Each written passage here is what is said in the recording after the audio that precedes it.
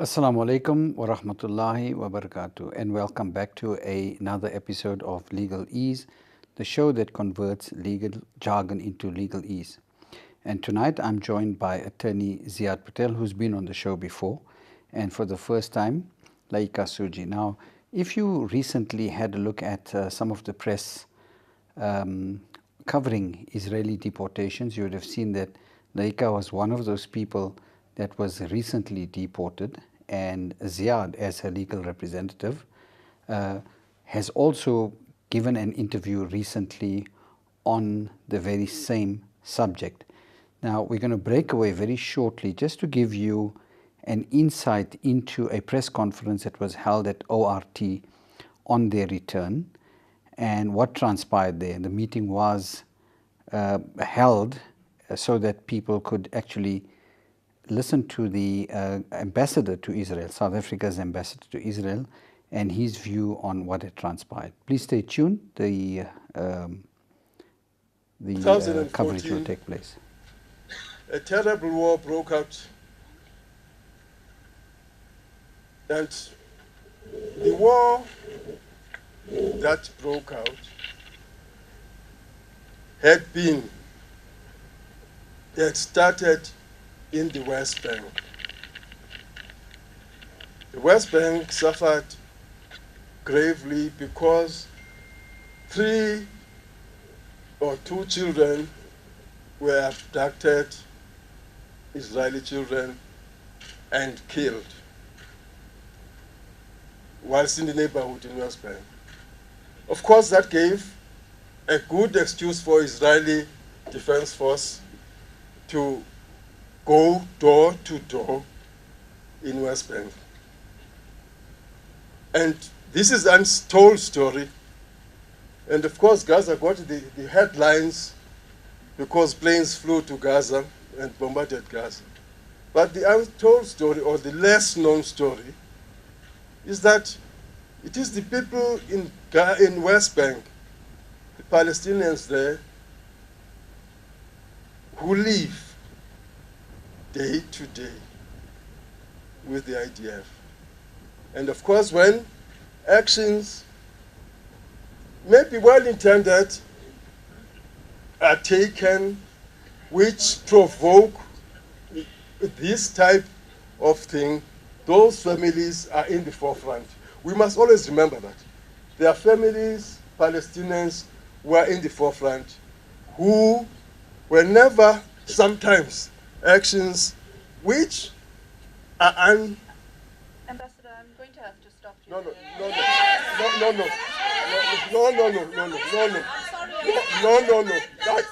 I this is the government of South Africa. I can't be stopped. No. This is government of South Africa. But you are speaking on behalf of the government. No. I'm going to finish my statement. I'm going to finish my statement. No, this is South Africa. I have the right to express my views. No. I've not disrespected anybody. I'm telling you what is the truth. So I continue. Miss Lee and a South African citizen, and to make a humble contribution in assisting the people of Gaza. This situation is further compounded by the Israeli maritime blockade of the Gaza Strip.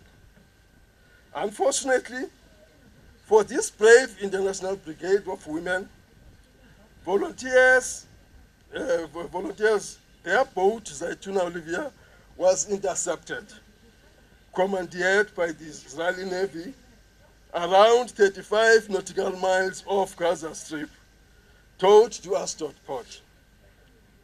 When the South African mission in Israel was notified of her arrest by the Department of International Relations and Cooperation, it liaised with the Ministry of Foreign Affairs of the State of Israel, requesting urgent consular access to Ms. Naidu.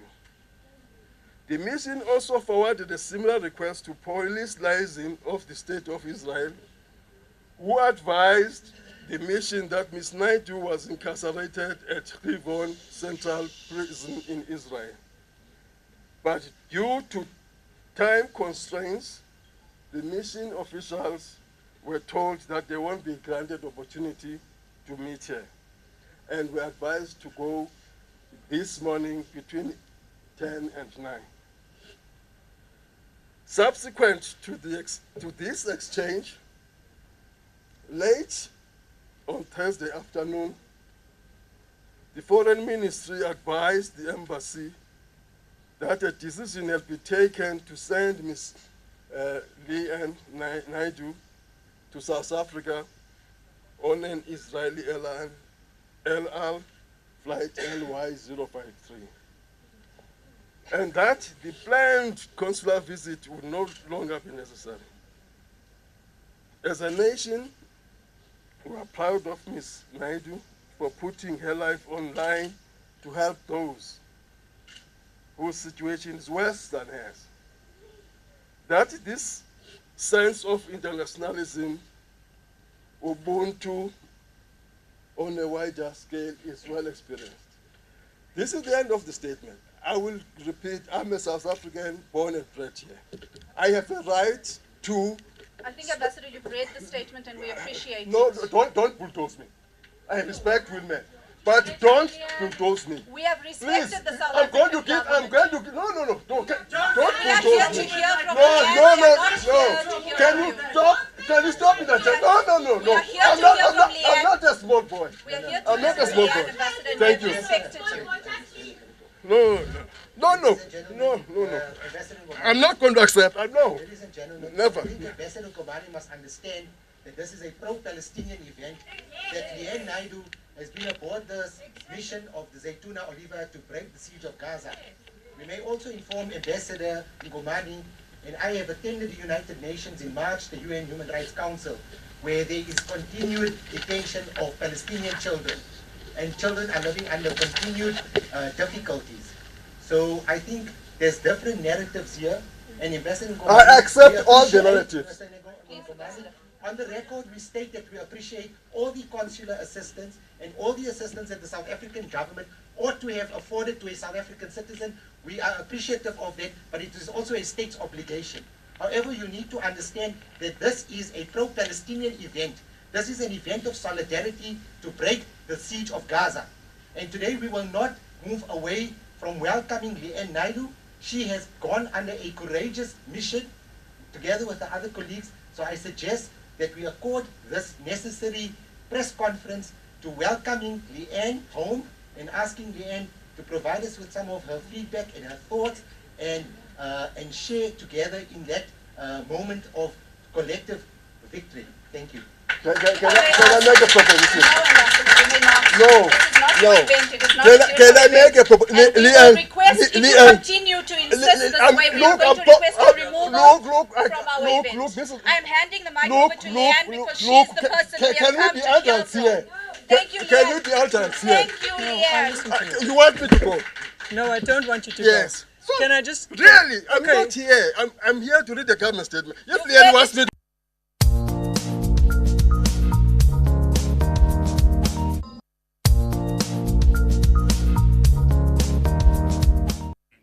Assalamu alaikum wa rahmatullahi wa barakatuh, and welcome back to Legal Ease, the show that converts legal jargon into legal ease. Now, just before the break, we saw a bit of the interview that was carried out at ORT, and in the interview, you saw my guest Ziad Patel, the attorney, and Laika Suji, who was not part of that particular event, but was subject to a deportation from Israel. Ziad, just by way of background, what happened at that interview? I mean, how did it end? Ashraf, yeah, the interview was quite an unfortunate situation. I don't think it put South Africa in a good light. You know, we were lucky and fortunate that Leanne, the reason for why we conducted the press conference was it was Leanne's homecoming. She was part of a mission of activists who was aboard the Zaytuna Oliva. And, you know, the primary aim of the Zaytuna Oliva was to break the siege of Gaza. So is this now a recent yes, journey? yes, quite recent, yeah, a quite recent journey. What it also, what was interesting to note out of that situation or of that event was that we began to realize that actually, what is the mindset of actually ambassador missions to other places, more particularly the apartheid state of Israel. And I think, being a party to that press conference, for me personally, it was very uncomfortable when the ambassadors, started speaking on a specific type of narrative. And I think that's the narrative that can always be challenged, can always be combated, because particularly he was again justifying Israel's so-called security reasons for the invasion of the Gaza Strip, which is totally, not true, which is false. But I get the sense that he was reading from a script that was different from what he was saying personally. Yeah, the ambassador, Ashraf, was, it was difficult to read him on the day because I think he just arrived on the plane. We were not certain as to what level of consular access Leanne Naidoo did in fact receive. Right. Subsequent to her experience, she did indicate to the attorney on record for Leanne, who's attorney Tasneem Musa, that actually a law firm, a human rights law firm in Israel called the Adala Center, had actually assisted, and this was also confirmed by one of the other activists, Advocate Shibda Mayet, who was very involved in the Zaytuna Oliva. The incident with the ambassador was extremely uncomfortable, and it also stated that the question was this South African foreign policy when it comes to the Zionist state of Israel, and this instance of justification of the Israeli attacks, the Palestinian Israeli kids that were attacked in the West Bank, and therefore causing the legitimate justification of the invasion of Gaza. Most certainly it was disproportionate. But you could see, I mean, there was a huge outcry from the people in the audience and everyone else. Laika, assalamu alaikum and welcome. Tell me, you were not with Leanne Naidoo. No. You have a different experience altogether. Yes. What is your background? Okay. So about a month ago, we were invited for a youth camp, an international Palestinian youth camp, which was organized by the Higher Council for Youth in Sports. And we applied for this, and 5 of us were accepted to go, and ultimately only 4 of us went. Our leader went on Wednesday, Altaf Adam, and on Thursday he was deported. With standing with the Palestinian people, our biggest goal was that we have to continue with this resistance movement. We cannot back down and cower and say that now because Altaf was deported, the rest of us aren't going to go. It was a no-brainer, we are going to go. So on Friday at 2 o'clock was our flight from OR Tambo to Addis Ababa in Ethiopia. That flight was fine. The trouble began in Addis Ababa. So now we can see that Ethiopia has links to Israel, which has to be now further looked into, definitely. Upon arriving at Addis Ababa, we went through the normal checks of taking off your shoes, putting your bags through all of those machines, etc. But the flights to Tel Aviv and to the United States were the only flights that required more security checks, to the extent that our hand luggage was completely emptied. The clothes that I had inside, all of the pockets were undone to see what's inside, everything. I had a little Quran, and they opened it to take those swabs to check for explosives. They use those swabs on everything, any little thing that I had in my bag. And it really, really upset me when they touched my Quran, because they opened it and they went from page to page to check for explosives. Was this specifically aimed at you, or were all passengers subject to the same? With us, only 3 of us went through at that point. But because Altaf isn't here, I'm going to relay his experience. When he went, there were a group of Jewish people who were carrying $20,000 with them. And the security guard was going to stop them. And he says, check with your superiors. And the minute that was done, they went straight through. So you can see that they discriminate against certain people. We don't know whether it's from certain countries or religious backgrounds or what it is, but they definitely discriminate against certain people. After that was done, we boarded the plane to Tel Aviv. Upon reaching Tel Aviv, you go into a little ticket box where you give in your passport. Something told me, let the other girl go before me, because there's a chance she's going to get in if she goes in before me. So she went in and they sent her to the waiting room. It's like a little cubicle with lots of chairs, and you sent there to wait for your interrogation. So she was sent there. I went next, and the minute I gave my passport, I could see that something was wrong. She became stiff, her demeanor changed completely, and she started interrogating me. So she asked, why am I there? Where am I going? What is the purpose of my trip? How long will I be there?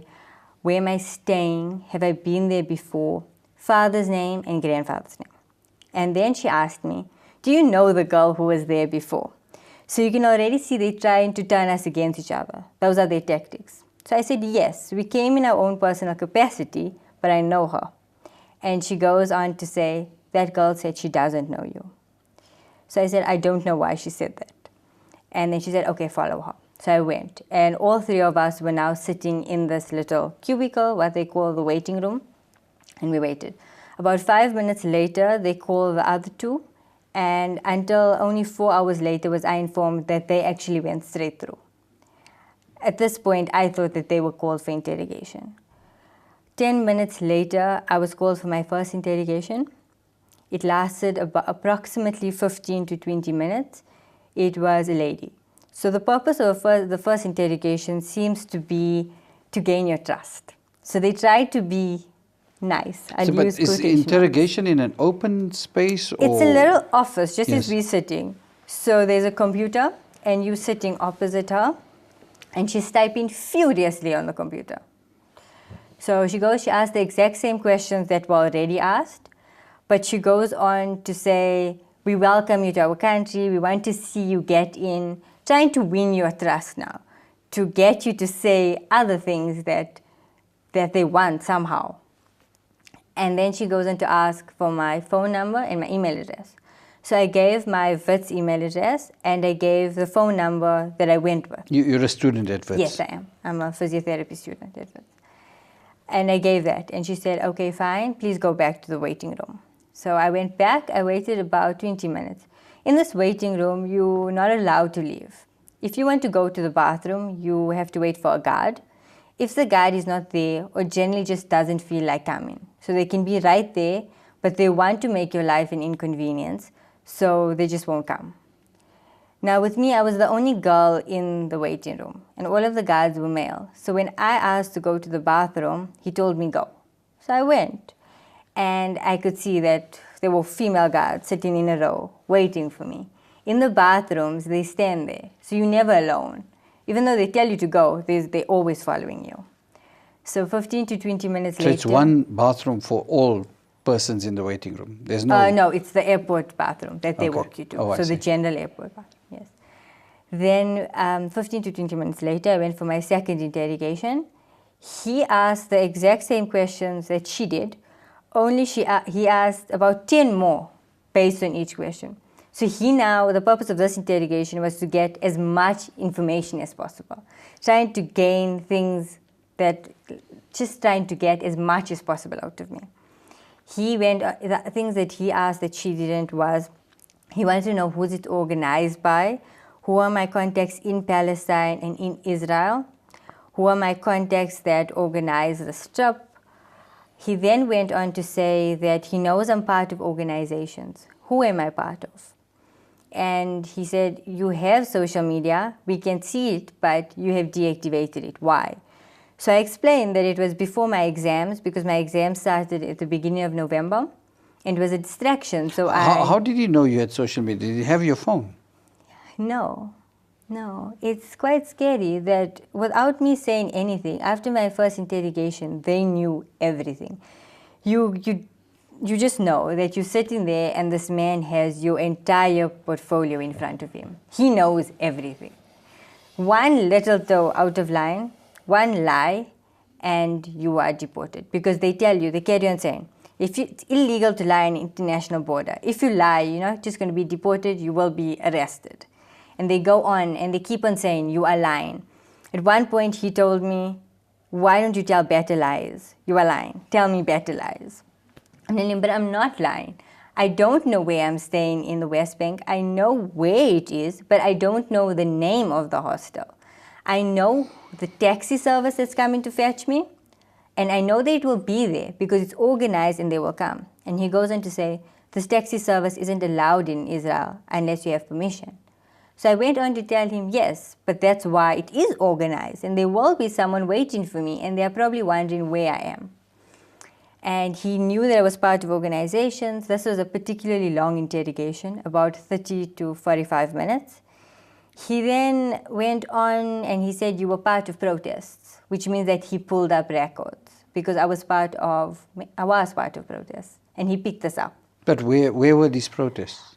I think he picked up the one in Cape Town during the 2014 war. He might have, but I don't know how because I wasn't tagged in anything. I didn't have pictures uploaded with my face on it. So it's really scary to know that you're sitting there and someone who you don't know, miles away from home, knows so much about you. He then, he told me, you have two, he didn't ask me, he told me, you have 2 cell phone numbers and you have 3 email addresses. I told him, yes, I have 2 cell phone numbers because I knew he would have it because it was on my ticket. And I have 2 email addresses, not 3. It was only when I reached home did I realize why he said 3. I have an iPhone, and when you have an iPhone, you automatically get an iCloud email address, which I didn't think of because I don't use it. I didn't go with my iPhone. So how did he know that? And I don't use this email address. So that's particularly scary. That was the basis of that interrogation. He asked me about my Quran. He went through my phone, trying to build my trust by saying he'll go through it with me holding the phone. So trying to now, play the good guy to get me to say other things that he would somehow want. I went back to the waiting room. Now I was the only person who could speak English. You can see that all of the Russians and Ukrainians that come through get deported. I did not see one who got a visa that went through. So none of them spoke English. Whether they did speak English but refused to speak to just not give the Israelis a satisfaction, meaning that they would have to go and find a translator, I wouldn't know. But they did try to console me in whichever way they could because they could see I'm alone and I'm a little girl, because I looked small compared to them.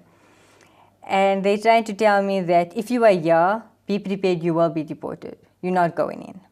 There was also a South African man there, but he was quite angry, so he didn't speak to me. What I did get from him was that this is his second time here, and the Israelis keep on saying that his paperwork is not in order. So I sat for a few hours, 2-3 hours perhaps now, was people coming in, trying to talk to me, but no English, so it really didn't help. I went in for my third interrogation. The purpose of the last few interrogations is to break you. So after being nice, after getting all of your information, after making you wait, knowing that now you want to get in, they know that they're going to break you. So he comes and he says that I must be truthful and cooperative, and they want to get me in because they can see I'm a good woman and they want to introduce me to their country, etc. As I'm talking, he says, my English is not as good as yours. You're going to have to speak louder and slowly. To the extent that he made me define everything I said. If I told him I'm here for a camp, he asked me what's a camp. And I had to sit and define a camp. To that extent, he knew about my links to Altaf. So he was particularly persistent on getting information about my contacts in Palestine. And the truth was, I didn't have contact with those in Palestine. So I really wasn't lying. And he kept on saying, you are lying. It is illegal to lie at the international border. You will be arrested. This is going to be an immigration issue. All the time, in between everything I said. Eventually, he asked about Altaf, and I then had to say, yes, he did organize it. He then went on to say, but this is a person you barely know. Why would you come for a trip with him or organized by him? And he tried to get as much information as possible out of me. And I kept on telling him I'm not lying. And he seemed to think that there was another reason for me entering Palestine. And I gave him the the youth camp reason. The fact that I went for Umrah when I was in grade 11, and this would make the 3 Haram tour, Al-Aqsa. So I would see the 3rd Haram. And he tells me, don't give me the holy story. I've heard that enough times. That's a lie. Okay, Laika, I need you to just pause there. It's time for a break. Please stay tuned. Join us after the break for more on Laika's own experience of being deported from Israel.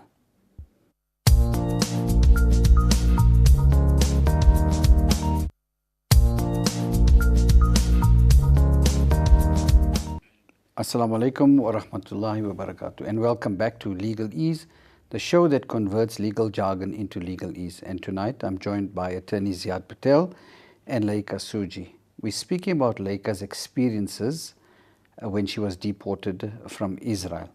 The viewers are also reminded that the lines are open and they can call in and join the discussion and put questions or seek clarification from the guests in the studio. Laika, just before the break, you were telling us that your second interrogation ended with the guy saying, don't give me the holy story. My third interrogation. Your third one, yes. Yes. After that, just before it actually ended, he told me, step outside and think about what you did. If you want to come back and tell me the true reason why you have come. I stepped out for about 30 minutes. And I came and I had no other reason for coming. So I didn't know what else to say. So I went back in knowing that I'm going to be deported because I don't have another reason for him. So I went in and I said, I don't have any other reason and I'm not lying. So now he got angry and he says, you are part of BDS. And he's screaming. And I said, but I'm not part of BDS. You will find links, yes, but it does not mean I'm a member of BDS. And the irony is he kept on saying how I'm a good woman and he doesn't criticize the fact that I want to help Palestinians. And here, a non-violent organization, he is now angry that when he thinks I'm part of it. Which is strange. How many records do they have of me that they know that I'm linked to BDS to the extent that they think I'm a member? He then, when he says, I am fed up with you, to that effect, and he just forced this deportation letter in my face. He told me to sign it. And as I tried to start reading it, he tells me, but I've explained everything to you. So now I'm being deported. So I said, if I'm signing something with my name, I'm going to read it. I then read it, and at the bottom of it, it says that if I don't sign it, basically I'll be arrested. So I signed it, and basically then he sent me back to the waiting room. Yeah, this is a legal document, right? It's a legal notice. What's your comments on that? Yeah, Ashraf, most certainly this is a legal document. It's got legal jargon. It makes reference to the Israeli law. It talks about Section 16A of the law. And I think the heading of the letter says decision concerning denial of entry according to the entry into Israel law. And the reason for denial, and it's a flimsy reason. It says prevention of illegal immigration considerations. That's it. And interestingly, Altaf Adams' deportation or notice of denial of entry has the same reason, prevention of illegal immigration considerations. Now, I think, we were speaking earlier about, South Africa and how South Africa would treat, our immigration system. And if there is a denial of entry, the person that is denied entry would have a right of recourse. You were indicating, I know that, Ashraf, you do some immigration work, you're an expert in immigration law, that, entering a country may not be a right, a automatic right, it may be a privilege. Mm-hmm. But South Africa most certainly has due process. And, listening to the treatment that Laika received, as well as Altaf, and if you carry on listening to Laika, further on with her testimony, she will indicate as to her experience when she was then left in a cell alone. It's totally unnecessary for a young person wanting to attend a Palestinian youth camp as being part of a group posing no threat whatsoever to apartheid Israel or to Israel's so-called security concerns. and is treated in the manner that she's treated, where she is denied entry. And we believe that this is the situation not only among South Africans.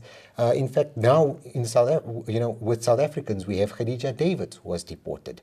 She was captured and kidnapped in the high seas. We've had the instance of activist Leanne Naidoo. And now we've got Laika Suji and we've got Altaf Adam. So the list of South African activists are increasing. And I think the question that we must put to our viewers is where is apartheid Israel going with all of this? Carrying out this arbitrary, nonsensical operation, of just arbitrarily denying anyone access into occupied Palestine.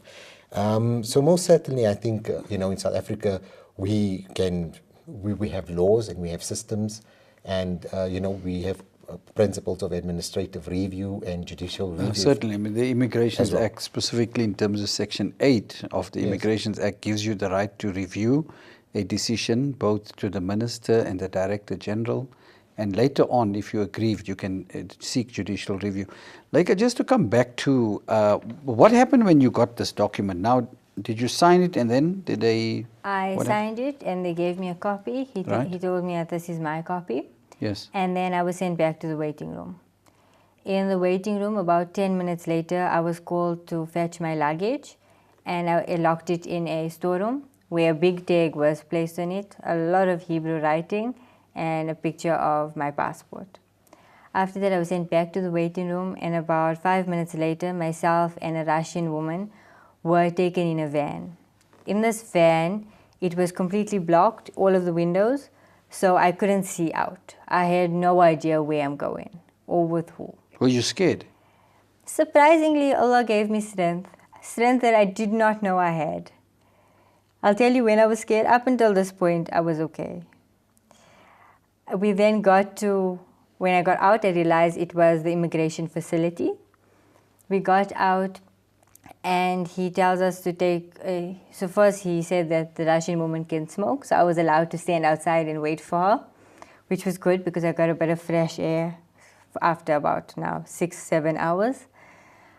After that, it was only about 5 minutes. We went into the building, and he said we have to leave everything. So our hand luggage, phones, everything. He told us to keep a bit of money and write down one telephone number on a page. So I knew the number, so it was fine. He then asked me... Whose number was that? So he just said that we must leave our phones, but we must take one contact number because they'll allow us to make one phone call. So whose number did you take? I knew my father's number, okay. So I said I will phone him. He then asked me, where am I from? And I said, South Africa. And he says, he too. And then he asked, where from? And I said, Johannesburg. He says, oh, I also work in Johannesburg, in Botswana. This appears to be a December job, coming to Israel and, making our lives a misery. Did you say Botswana? Yes, he said that he works in Johannesburg and Botswana. Oh, and Botswana. Yes. When I said I'm from South Africa, I don't know whether I saw a bit of sympathy in him, but I tried my luck and I asked him if I can please take my Quran. And he said yes. I then tried to push it a bit more and I asked if I could take a book because I had a reading book. And he said no. So I took my Quran and I put it in my pocket, and that's all I had. He took us up and... Sorry, were you given any food in that 10 hours, water? There's, at the airport in the waiting room, there's a stand for water. You can make tea as well. And they came around and gave sandwiches once, but I couldn't eat it because none of it was halal. And prayer facilities? No. Nothing? No. So this was, approximately this was around 11 o'clock now, 10:30, 11.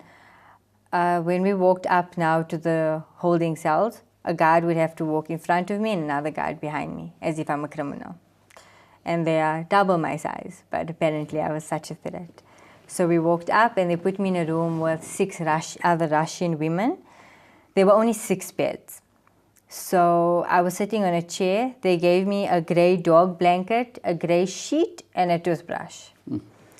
I was sitting on the chair and no one could speak to me. And they can see that I'm alone and they can speak to each other. So they tried to speak to me, telling me their flight is tomorrow, 5 o'clock, things like that. And one of the women offered me her bed to lie down.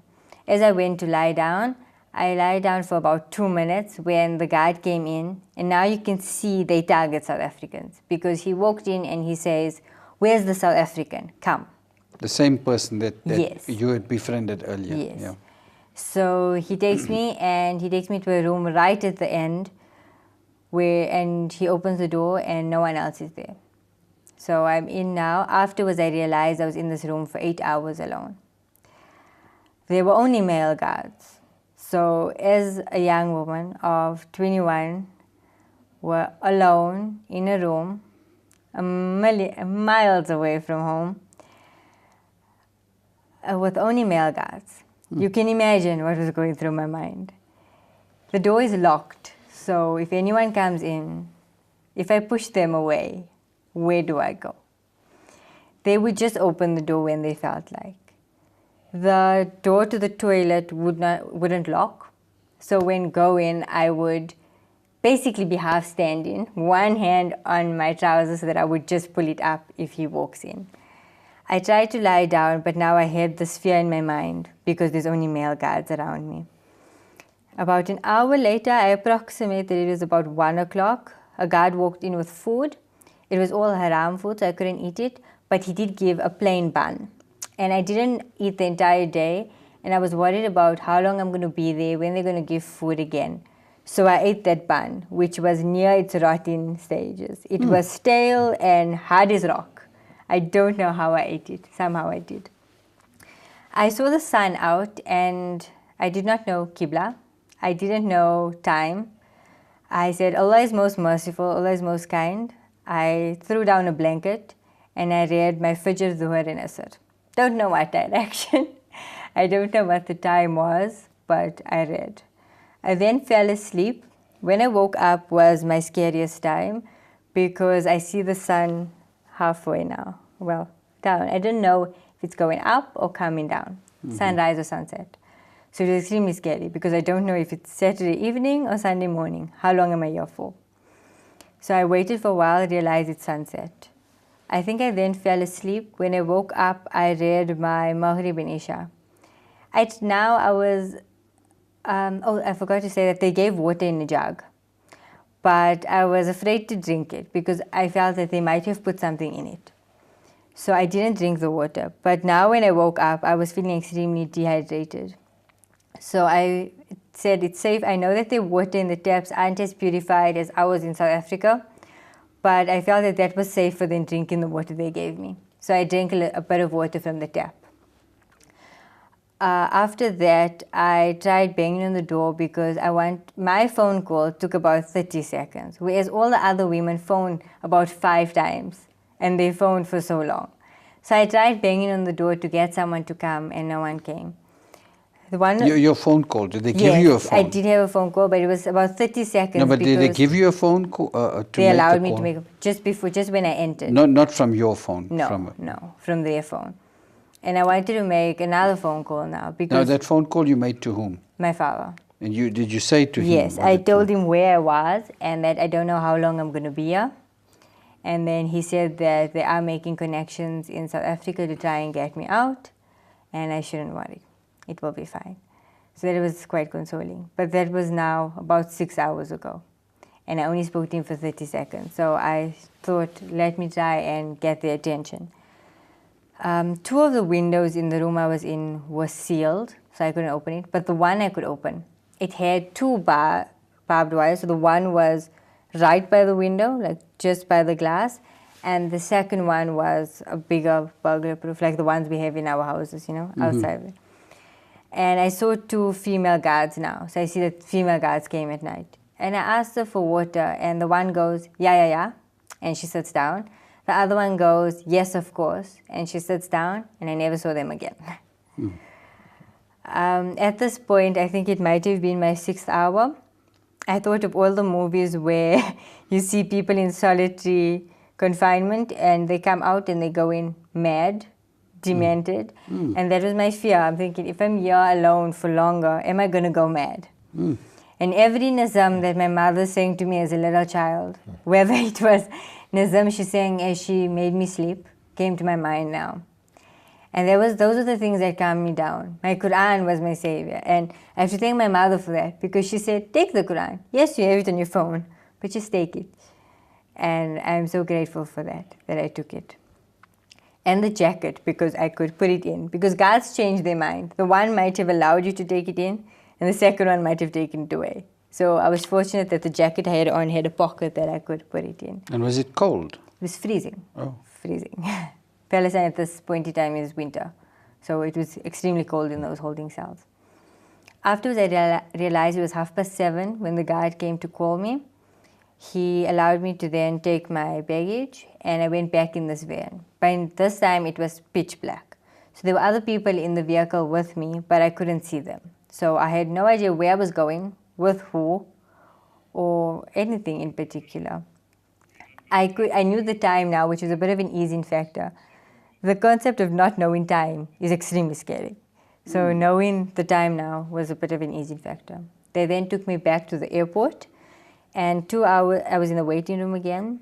2 hours later, I was told that my flight will be at 1:15 on Sunday morning.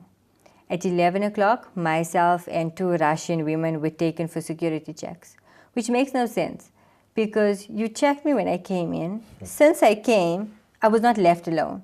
You treated me as a criminal. You had a guard in front of me and behind me, but now you feel it necessary to search me again as I leave your country. Anyway, the 2 Russian women, and in between all of this, strange things I noticed, that if I was sitting there, guards, I was there for a long time. So when guards would change, they would ask me who I am, and I would say Leika Suji.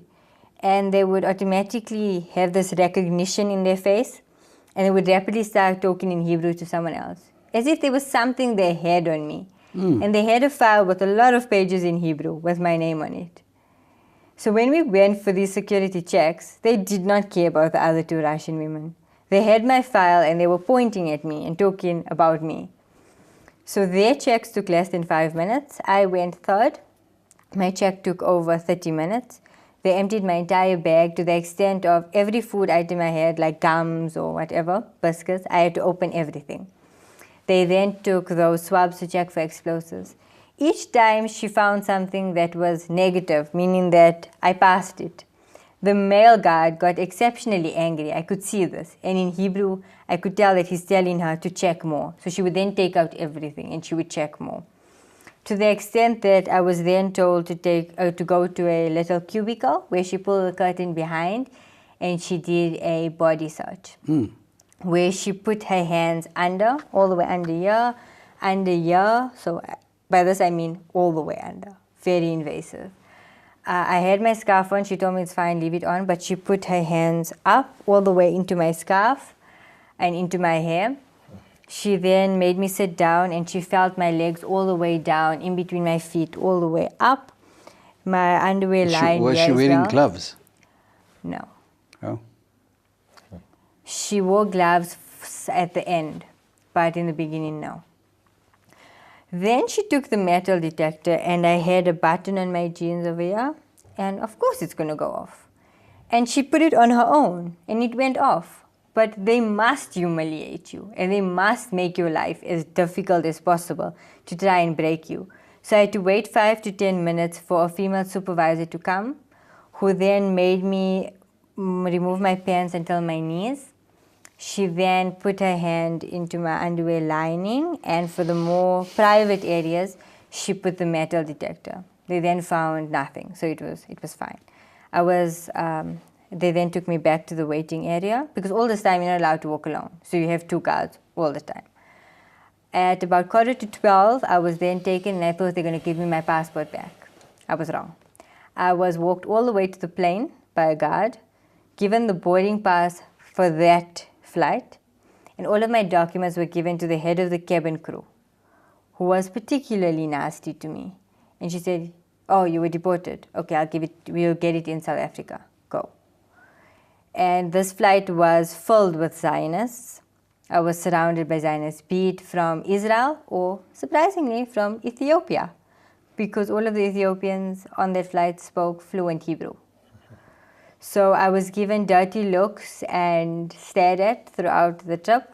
How many hours was that? So it was 3.5 hours from Tel Aviv to Addis, if I'm not mistaken. No, it was 4 hours. 4 hours from Tel Aviv to Addis. I think I had to ask the air hostesses when I would get my documents, so then they knew I was deported. After that, the demeanor changed completely, and I was treated as a criminal.